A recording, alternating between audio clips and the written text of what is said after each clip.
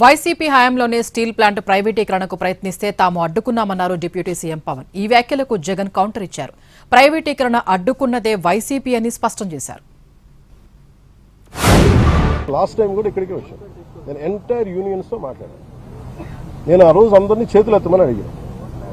ఒక్కళ్ళు చేతులు ఎత్తాను. ఆ రోజు ఢిల్లీ తీసుకెళ్తాం రండి క్యాప్టివ్ మైన్స్ గురించి అంటే అందరూ కన్వీనియంట్ గా ఆ రోజు ఒక్కళ్ళు చేతులు ఎత్తాను. అంటే మీరు ఇండివిజువల్ పార్టీ పాలిటిక్స్ మీరు కలెక్టివ్ గా స్టీల్ ప్లాంట్ మాది అనుకున్న ఇర్రెస్పెక్టివ్ పార్టీ వర్టికల్స్ గత వైసీపీ ప్రభుత్వం ఇది అమ్మేస్తానంటే మేము వచ్చి కూర్చొని కొట్లాడాలి. క్యాప్టివ్ మైన్స్ అంటే మరి ఇంతకాలం ప్రాబ్లం ఏమవుతుందంటే సార్ మీరు మాట్లాడుతున్నప్పుడు నన్ను అడగాల్సింది ఎవరు? ఒక 5 సంవత్సరాల నుంచి వాళ్ళు ఉన్నారు. దాని కాంగ్రెస్ ప్రభుత్వం ఉంది ఆల్మోస్ట్ క్లోజ్ టు 10 years. ఇది అప్పటి నుంచి చేయాల్సింది. ఇవన్నీ వారసత్వపు ఇష్యూస్ గా వచ్చినాయి, లెగసీ ఇష్యూస్ గా వచ్చేసినాయి. ఇదే స్టీల్ ప్లాంట్ ప్రైవేటీకరణ అప్పట్లో ప్రస్తావన వచ్చినప్పుడు వైఎస్ఆర్సీపీ ప్రభుత్వం గట్టిగా దీన్ని ఆపింది. అప్పట్లో 2021 మార్చి 9వ తారీఖున ప్రధానమంత్రి గారికి లేఖలు కూడా రాశాం.